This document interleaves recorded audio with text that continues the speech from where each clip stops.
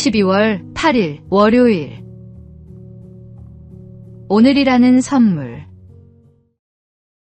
우리는 흘러가는 시간 속에서 하루하루를 살아갑니다. 그 하루에 최선을 다해야 합니다.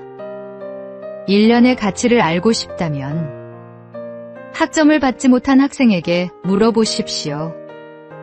한 달의 소중함을 알고 싶다면 미숙아를 품에 안은 어머니에게 물어보십시오. 한 주의 가치는 신문 마감에 쫓기는 편집자들이 가장 잘 압니다. 한 시간의 무게는 사랑하는 이를 기다리는 사람에게 물어보면 됩니다. 1분은 열차를 놓친 사람에게, 1초는 사고를 가까스로 피한 사람에게, 그리고 1000분의 1초의 소중함은 은메달에 머문 선수에게 물어보십시오. 모든 순간에는 그만의 이유와 가치가 있습니다. 지금 당신이 함께하는 이 시간도 마찬가지입니다. 소중한 사람과 나누는 대화, 한 모금의 커피, 그 모든 것은 되돌릴 수 없는 선물입니다. 시간은 누구도 기다려주지 않습니다. 어제는 이미 지나간 이야기이고 내일은 아직 오지 않았습니다. 그러니 오늘이야말로 하나님이 주신 현재이자 선물입니다. 오늘의 삶을 허투루 보내지 마십시오. 당신의 오늘이 누군가에게는 평생의 위로가 될지도 모릅니다. 오늘의 말씀. 너는 내일 일을 자랑하지 말라. 하루 동안에 무슨 일이 일어날는지 내가 알 수 없음이니라. 오늘의 만나. 하나님이 우리에게 주신 가장 확실한 시간은 지금 이 순간입니다. 오늘을 감사함으로 살아내는 것이 진정한 지혜입니다.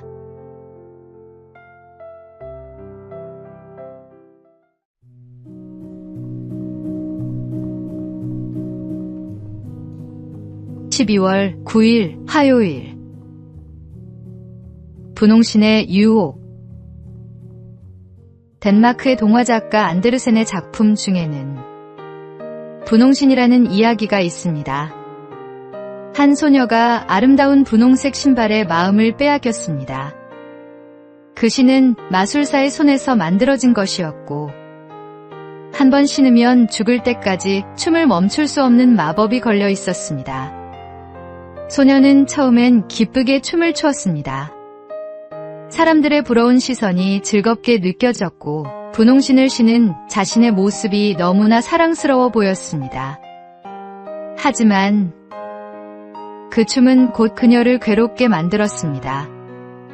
분홍신은 가시덤불 속으로, 어두운 계곡으로 그녀를 끌고 갔습니다. 결국 온몸이 상처투성이가 되었고 그 신발에서 벗어나기 위해 그녀는 자신의 발목을 잘라야 했습니다. 예수님께서는 죄를 짓게 하는 손이나 발은 찍어버리라고 말씀하셨습니다. 죄는 분홍신처럼 겉보기에 늘 아름답고 매혹적으로 다가옵니다. 그러나 그 끝은 자유가 아닌 속박이며 결국 생명을 잃게 만듭니다. 오늘도 우리 앞에는 수많은 분홍신이 놓여 있습니다. 눈길을 끄는 유혹, 달콤한 제안, 잠시의 쾌락. 그 속에 숨은 사슬을 알아차릴 수 있는 눈이 필요합니다. 오늘의 말씀. 만일 내 오른손이 너로 실족하게 하거든 찍어 내버리라. 내 백체 중 하나가 없어지고 온 몸이 지옥에 던져지지 않는 것이 유익하니라. 오늘의 만나. 아름답게 보이는 것이 모두 선한 것은 아닙니다. 주님의 빛 아래서 진짜와 가짜를 분별하는 지혜를 구하십시오.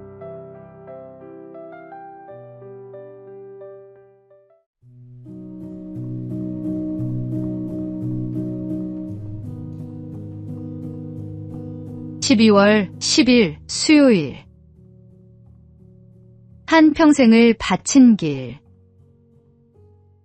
우리나라 전국 곳곳에는 아름다운 궁궐과 사찰 같은 목조 건축물이 있습니다. 이런 건물을 짓기 위해 나무를 다루는 사람이 목수인데 그 중에서도 목조 건축물의 설계와 시공, 감리까지 모든 과정을 책임지는 사람을 대목장이라고 합니다. 대목장은 다양한 건축 기법과 기술을 종합적으로 습득해야 하는 만큼 수십 년에 걸친 현장 경험과 배움을 통해 완성됩니다. 최근 우리나라에서 25년 만에 새로운 대목장이 탄생했습니다. 김영성, 이광복, 조재량 씨가 그 주인공입니다. 1977년 스승에게 입문한 김 씨. 수십 년 동안 대목장 기술을 전수받은 이 씨. 1996년 입문 이래 궁궐 건축의 계보를 이어온 조 씨까지. 이들은 모두 한평생을 전통기술 보전과 전승에 바쳤습니다. 국가유산청은 이들이 앞으로 현장에 활력을 가져올 것으로 기대한다고 밝혔습니다. 한 분야에서 경지에 오르기까지는 긴 시간과 인내가 필요합니다. 스승에게 배우고 다시 제자에게 전하는 이 아름다운 전승의 과정은 우리 신앙생활과도 연결됩니다. 하나님께서 우리에게 주신 믿음의 유산을 다음 세대에 온전히 전하는 것, 그것이 바로 우리가 이어가야 할 소망의 길입니다. 오늘의 말씀. 또 내가 많은 증인 앞에서 내게 들은 바를 충성된 사람들에게 부탁하라. 그들이 또 다른 사람들을 가르칠 수 있으리라. 오늘의 만나. 믿음의 계보를 잇는 일은 하루아침에 이루어지지 않습니다. 오랜 시간 성실히 걸어온 발자취가 다음 세대에게 빛이 됩니다.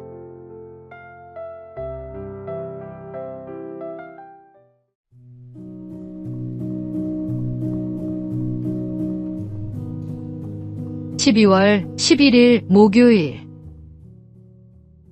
사랑을 미루지 말라. 톨스토이의 우화집에는 이런 이야기가 전해집니다.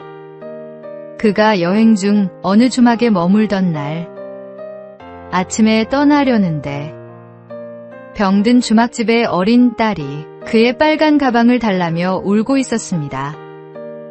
여행길이라 가방을 내줄 수 없었던 톨스토이는 집으로 돌아가면 다시 찾아와 주리라 마음속으로 다짐했습니다.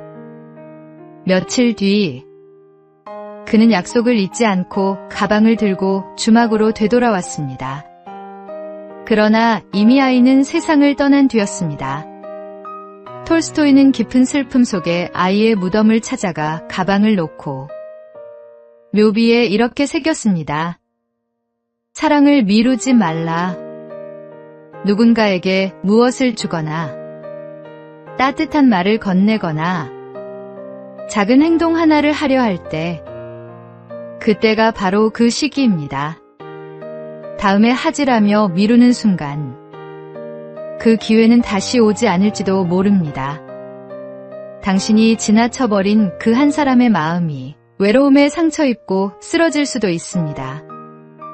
오늘 하루 톨스토이의 후회를 마음에 새기며 사랑의 지각생이 되지 않기를 다짐해 봅시다. 지금 이 순간 사랑을 행동으로 옮기십시오.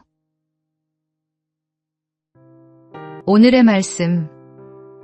내 손이 선을 베풀 힘이 있거든 마땅히 받을 자에게 베풀기를 아끼지 말며 내게 있거든 이웃에게 이르기를 갔다가 다시 오라.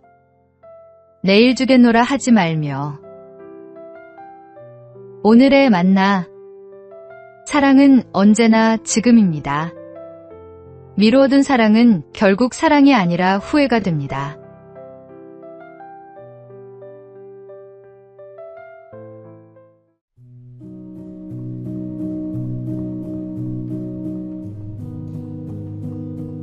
(12월 12일) 금요일. 탐욕이 무너뜨린 왕국. 샘 뱅크먼프리드. 한때 세계에서 가장 주목받던 젊은 기업가였습니다.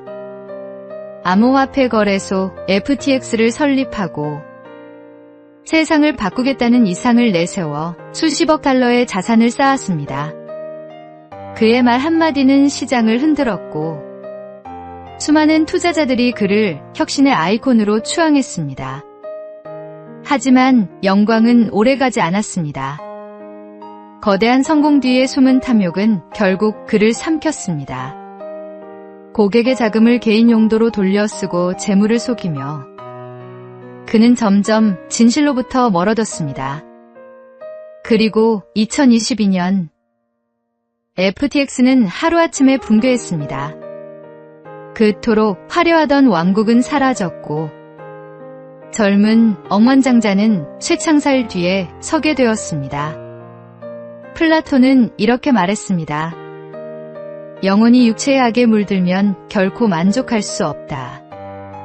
그의 말처럼 아무리 많은 부와 권력을 쥐어도 욕망이 영혼을 덮으면 평안은 사라집니다. 진정한 부유함은 가지지 않음이 아니라 더 이상 필요하지 않다고 느끼는 마음에서 옵니다. 주님 안에 머무는 영혼만이 진짜 자유를 누릴 수 있습니다. 오늘의 말씀. 돈을 사랑함이 일만 악의 뿌리가 되나니 이것을 탐내는 자들은 미혹을 받아 믿음에서 떠나 많은 근심으로써 자기를 찔렀도다. 오늘의 만나. 많이 가진 것이 아니라 족한 줄 아는 것이 진정한 부입니다. 하나님 안에서 만족을 배우십시오.